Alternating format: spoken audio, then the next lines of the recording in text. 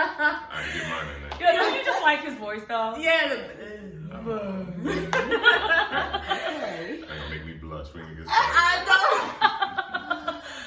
know. Okay, before we get started, please subscribe. So, and also after you subscribe, where's the ding button? The bell. Press on the bell. So when we upload our videos, you're the first to get it. Comments, like, share, And subscribe. I'm Antoinette. I'm Khadijah. I'm Martina. And this is Sister Love Show.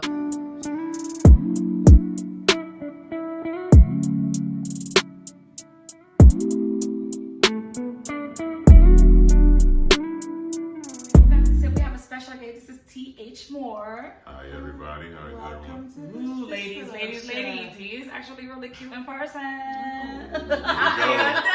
Here we go. And he's tall. But anyway, today we have an author of 3 books here. Absolutely, You've yes. written 3 books, and one of the books that I actually started reading, I have not done yet, is your latest book, Yes. right? Which is I Am. Yes. And I just like the narrative of this book, I should say.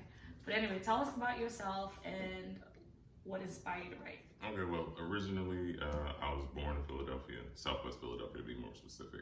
Awesome. And I moved to Camden, New Jersey when I was about 10, and that's where I stayed until I went off to undergrad at, Morgan State University. So shout out to the Morgan Bears, HBCU in the building. Also shout out to the brothers of Omega Psi Phi Fraternity Incorporated. Woo! That in there real quick. So I recently moved down to Virginia. That's when I completed my 3rd book, I Am, with deals that addresses police brutality in the Black community or the Black and Brown community. And the reception has been good. The early reviews have been good. So I'm excited and I'm happy to join you ladies. Yes, Good we're happy to podcast. have you here. Everyone subscribe and follow them. Follow me also. But we'll get to those handles at the end of the interview. Yes. That's it. Yes. So, Ms. Khadijah, you told me you didn't want to tell me your question. So what question do you have for our guest here? Well, it's not directly related to the book, but I know that it has to do with police brutality and stuff like that. I know you have a son. Yes. So what is it that you tell your son when he goes out into the world? How do you guide him when he faces these instances of being a black boy in America? What do you tell him, and what do you tell him on how to deal with being a black man or black boy in America and dealing with police and all of that stuff? I mean, it's actually interesting that you brought that up because I remember when the Trayvon Martin tragedy happened, where he was murdered by George Zimmerman, and he and I were actually sitting in my living room watching like the fallout from the trial verdict. And I asked him, pointedly, I was just like, so what do you think? How does this make you feel? And like, I'll be honest, he really didn't think that much about it. Okay. And it kind of like, I was kind of like drawn aback because I was like, I thought he was more in tune with what was going on. So we literally had to like turn the TV off. We had to have like that conversation that we're always, we're always hearing that fathers have with their sons, especially in the African American community. Yes. And I just wanted to talk to him and make sure that he understood what happened because at that point in time, he was around Trayvon's age. Right. And he like frequently would leave the house. He loves pizza, which like every teenager does, right? So he would just get money, walk away from the house, go down the street, get some pizza, come back to the house. And coincidentally, we have, what's that? Neighborhood watch. We have a neighborhood watch in my neighborhood. Yes. So I was just like, so this is equivalent to you going to the store, getting some pizza, someone from my neighborhood watch seeing you, and he would come and stay with me for the summers. And I was like, they don't really know you because they don't see you every day. Right. So to you, to them, they might see you as a stranger. Of course. And of course, he wears hoodies and things of that nature. And I was just like, so just imagine you went to go get some pizza. They don't recognize you. They stop you. An altercation happens and you ultimately lose your life. Exactly. And it's not something that you did wrong, but these are the realities that you have to face and I need you to be aware that when sometimes people see you, they may see you as a threat because you're tall. You have a deep voice like me. You know, you have facial hair. So they might think that you're older than you actually are. So you need to be aware of these things. And then it was like a blank, like, stare was on his face. And not because out of boredom, but he was just like, are you serious? Right. And I was just like, yes. Like, people will view you as a threat at points in time. I'm not gonna say everyone, and I don't want you to go, you know, walking around on eggshells every time you leave the house, but I need you to be aware that potentially you need to be aware of your surroundings. You need to be aware of what's going on, because I don't want you to leave the house and not come home just like Trayvon did. Yeah. Of course. And a little extension to that question, I have 2 boys, and Antoinette has a boy. And so, like, how do we talk to them? How do, like, me and my husband have that conversation, and what do we tell them? Like, how are they supposed to react when they are encountering, you know, get pulled over by a cop? Like, what do they do? Well, I mean, the best thing for you to do is just sit them down, and you just have to have an honest conversation with them. You can't, you know, tiptoe around it. You can't be politically correct. You just have to tell them, you know, directly, look, some people might look at you as a threat, and if things go sideways, you might get arrested.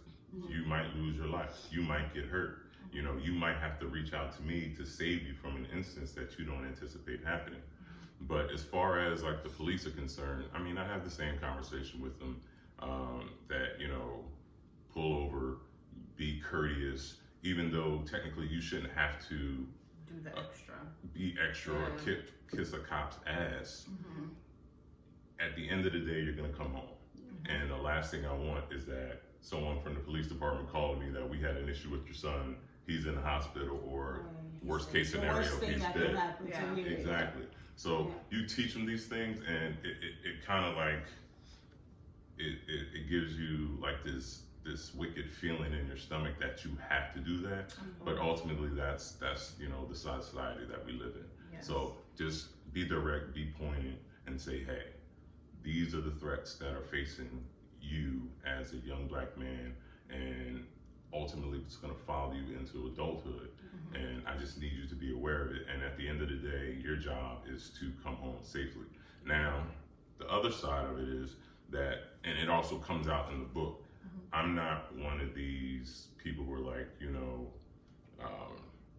like, we always have conversations, like when we talk about the Black community, are you more MLK or are you Malcolm X? I'm more Malcolm X. Okay. I believe in defending myself. I have concealed carry. My gun comes with me everywhere. I know the laws and where I can carry it, where I can't carry it. And if the situation gets out of hand, I'm trained to the point where I can defend myself. I don't go out looking for trouble. Right. But if trouble finds me, I will, you know, quote unquote, stand my ground. And I'm comfortable doing that. So I have those conversations with them also to say that I want you to be safe, but I also don't want you living on your knees. Okay. You know, I want you to be a man. I want you to stand up for yourself. I want you to know your rights, and I want you to stand up for your rights. Don't let anyone minimize what you are as a man. Of course. So educate yourself and know the law. Exactly. But okay, I'm sorry. I think that I clearly understand where you're coming from, but I have a son, and I kind of teach him the opposite. Yeah, that's I'm the mom in you. scared. That's the mom in you. I'm scared because I'm like, dude, just, and the thing is, this is Brownston, okay? Like, I mean, in my son's class, he's like the only Black boy in it. It's just, that's just where we live. You know what I mean? And that's fine. And I tell him all the time, I understand you have your white friends, and when you guys get as older as you guys are getting, you're gonna encounter some things driving. I was like, I don't care if that boy is cussing out that cop. You shut up and say, yes, sir, my hand is over my head. Because I'm panicked at him, because I'm like, they can, you know, single him out. Because he's the only Black kid. And I know my son's going to be a big boy. He's 9 and he's almost my height. So that freaks me out. I'm like, he's the most gentle person you ever meet. But it just scares me that that's not what people going to see him. Right, and I can respect that, and that's why I was kind of teasing you at the beginning. I was like, that's the mom in you. And that's fine, because like I go through it too, and it's kind of like, it's a tug of war that I do, because that I have, because I want him to come home safe, just like you want your son to come home safe. However, I don't want someone to take advantage of my son or my god kids, or anyone that is one of my loved ones, because they're unaware of what their rights are. And at certain instances, yes, we want to come home, we want to be respectful. However, we can't. We're in a place in this country where we can't cower, because if you treat yourself like a victim, that's how they're going to treat you. Yeah, so you can still be respectful. Like, I don't get pulled over as much anymore, but there were times where I was consistently being pulled over, and I would be respectful, and I would say, "How you doing, officer?" et cetera, et cetera.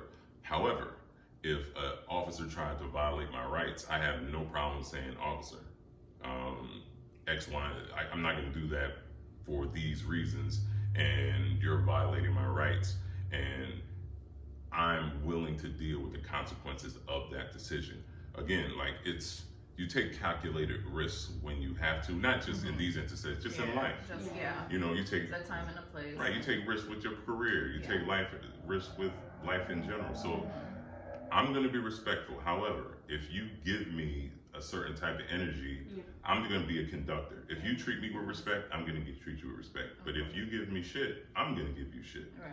So, I mean, that's just the way that I want to. I have a question for you, and I'm sure, obviously, with everything that's going on right now, that's also where you probably get ideas from. But I wanna know, like, when did you decide that I need to write a book? Because I haven't gotten the time yet to read all of your books, but I can tell they're very interesting stories in each of them, because I heard from my sister, and she have read, I think 2 of them.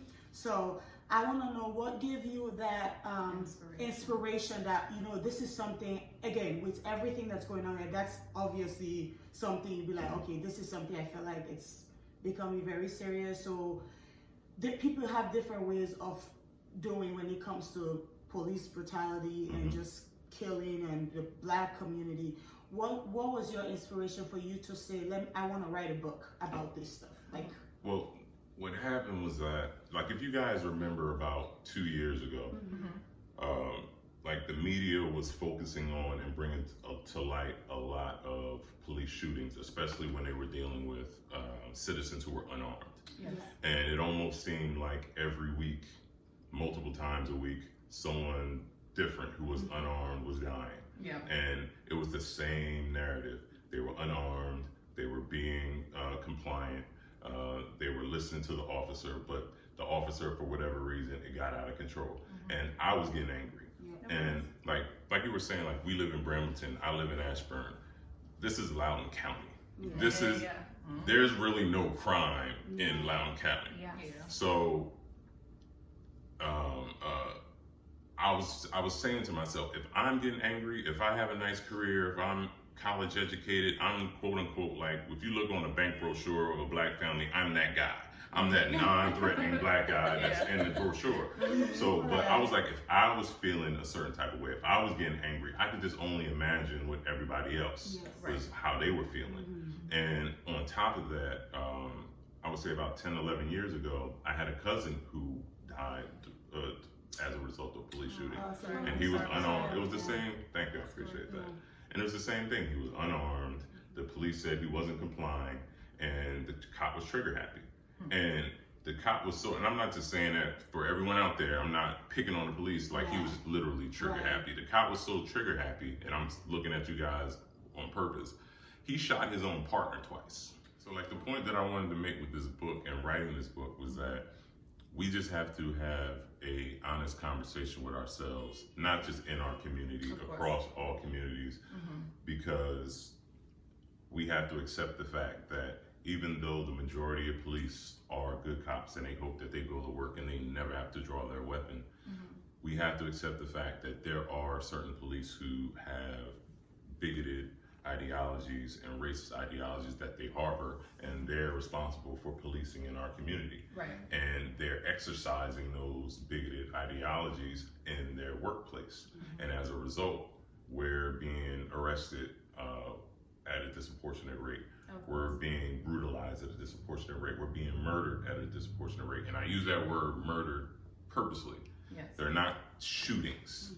If I'm unarmed and you're unarmed and I come up to you and I shoot you and you don't have a gun, I'm going to jail. Right. Yeah.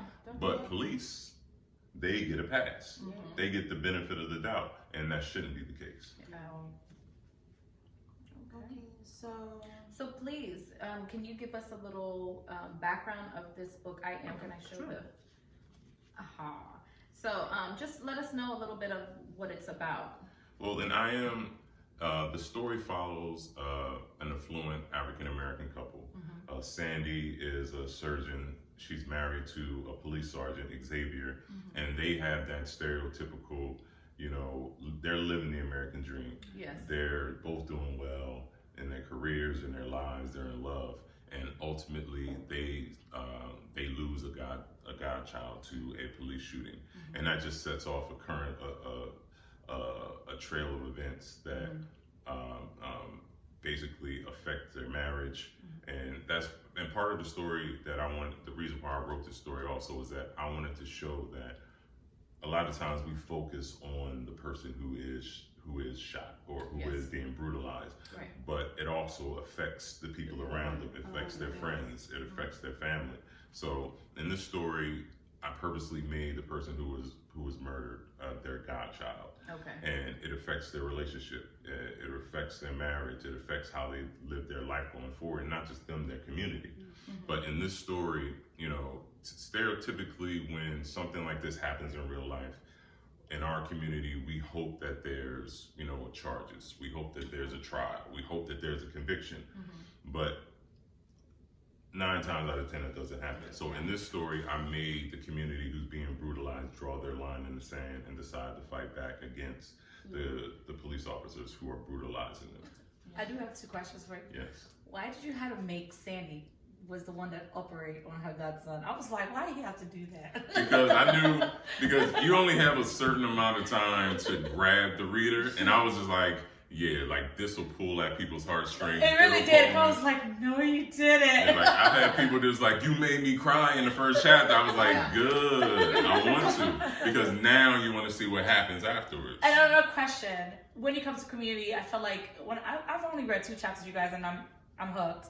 But I can't wait to finish it. But one of the things I saw that you did, like the first person that became was like, F the police, was like the pastor. I was like, that's the best way to draw people. I'm like, really? Yeah, because I mean, like if you guys, go back to like when Obama first ran, and his pastor, he got in trouble for going to that church because the pastor was just like, F America, they don't care about us, et cetera, et cetera.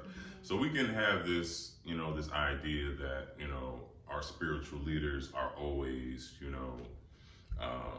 they're Switzerland. They don't want to choose either side. Right. However, again, like we're in a place right now in 2020 where this country is on a wicked trajectory. Right. So we can't afford we don't have the luxury to sit back and be, be Switzerland. We have to choose a side. Exactly. You're either going to be on the side of righteousness or you're going to be on the side of wickedness. So again, it's like the story is forcing this conversation that we have to have, and it's across all age groups, all demographics, male, female, et cetera, et cetera.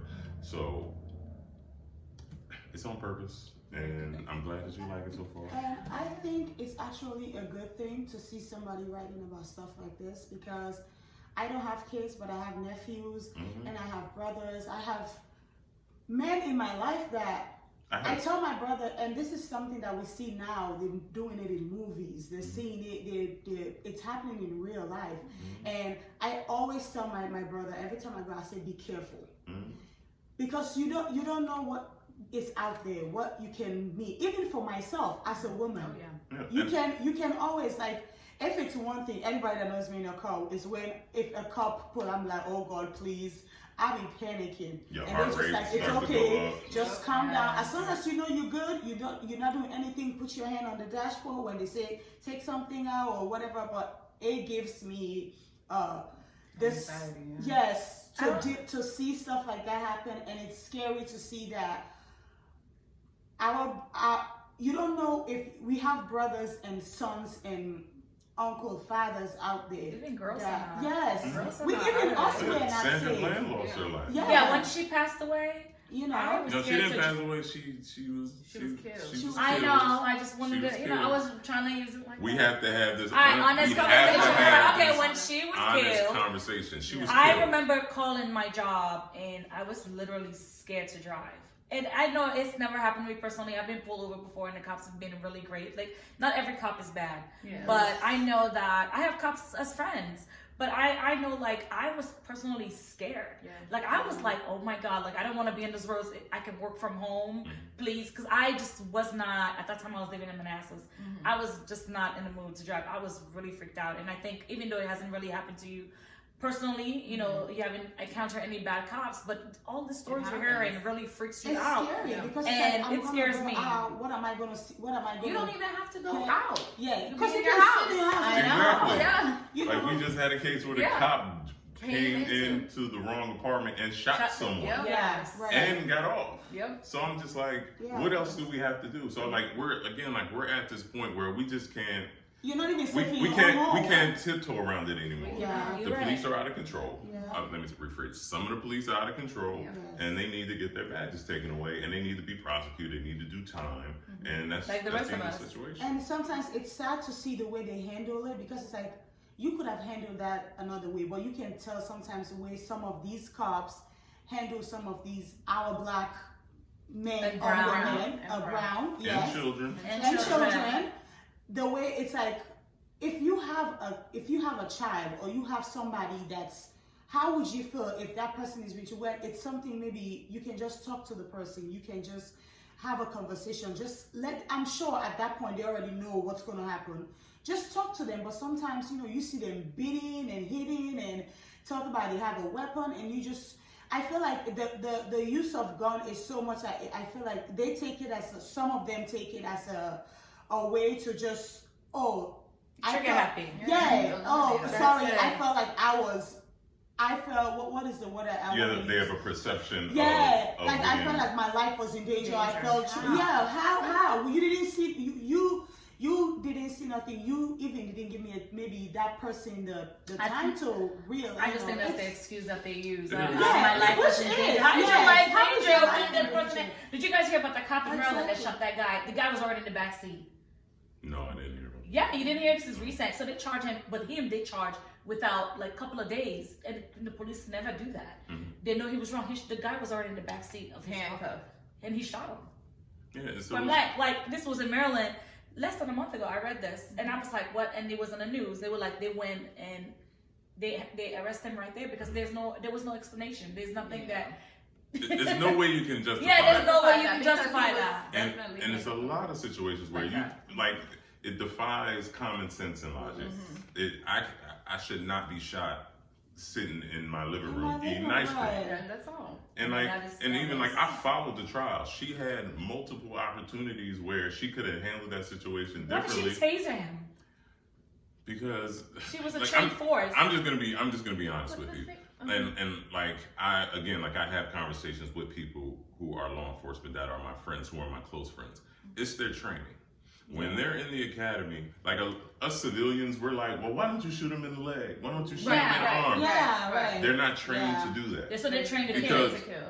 I'm not gonna say they're trained to kill, but they're trained to shoot center mass because your leg moves, your arms move, your head even moves, but your body doesn't move. It doesn't move. So they're trained to shoot you center mass because the way that they stop you, and it's almost a wicked way to train somebody is that you stop the assailant or the person who's aggressive by basically evacuating the blood from their body. Because if you shoot them center mass, that's where your organs are. Yeah. And if you start bleeding out, your body shuts down no matter how angry you are, how high you are. Yeah. If you're not getting enough oxygen to your body, you'll just collapse. Yeah. So that's what they're trained to do. Shoot center mass, that's where the organs are. It causes the most damage. And unfortunately, cops are using that as the first option instead of the last. Yeah.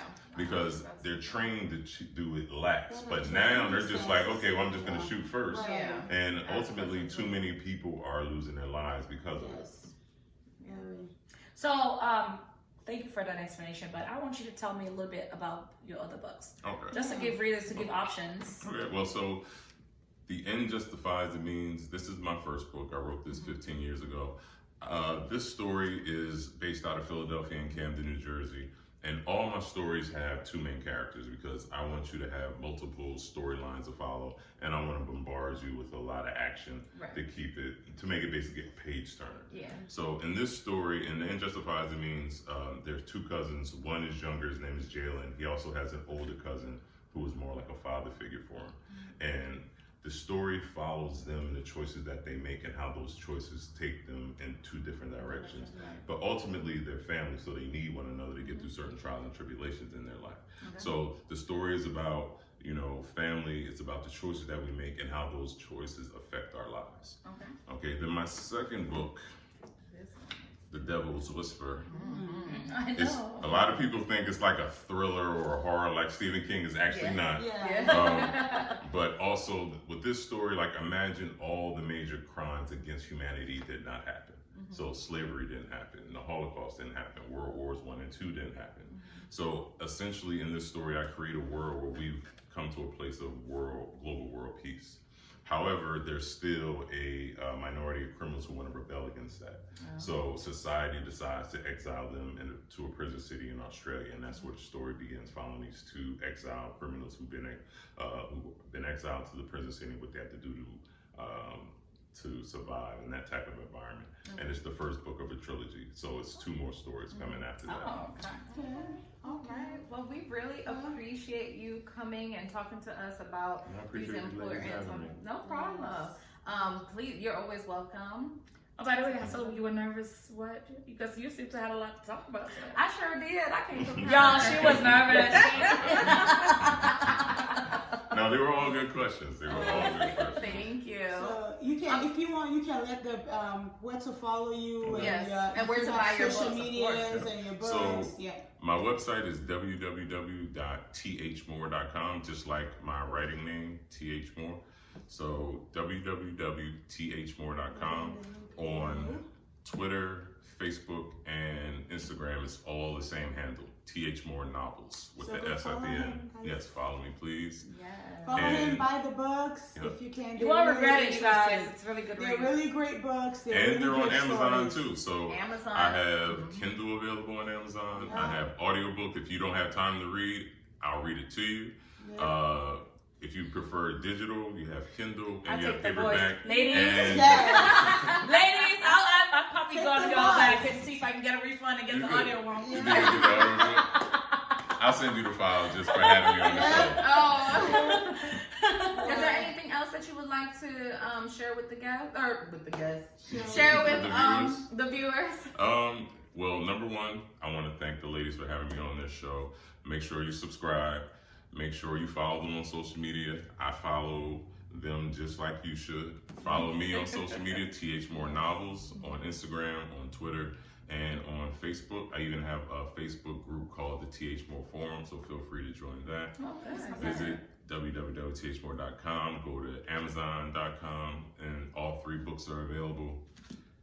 Go get yours. I don't mind that. Again, in 2020, we need to start reading more. So Etsy or Etsy. Yeah, so if you go to Etsy. Yeah, I got mine from there. Yeah, if you go to Etsy, you're actually ordering directly from me. So that's how you get Oh yeah, ladies, look, he could even personalize it for you. Yep. I'm just saying. But if you order from Amazon, Amazon ships it. I never touch it, so it'll just be your standard copy. But if you want one directly from me with a personal message and free, what's the thing that you? The reader, That's terrible. That we can't remember. So the thing that holds the page. The thing that holds the page. Oh, the bookmark. There you go. Bookmark. There you go. You get a compliment. They're in their 20s. We're not. I went out last night to watch the fight, so How was it? I heard what's his name But thank you guys for watching. Thank you guys for tuning in. Make sure you subscribe, like, comments, share. Hit the red subscribe button, everybody. Yay! Until next time, this is the Sister Love Show. Bye.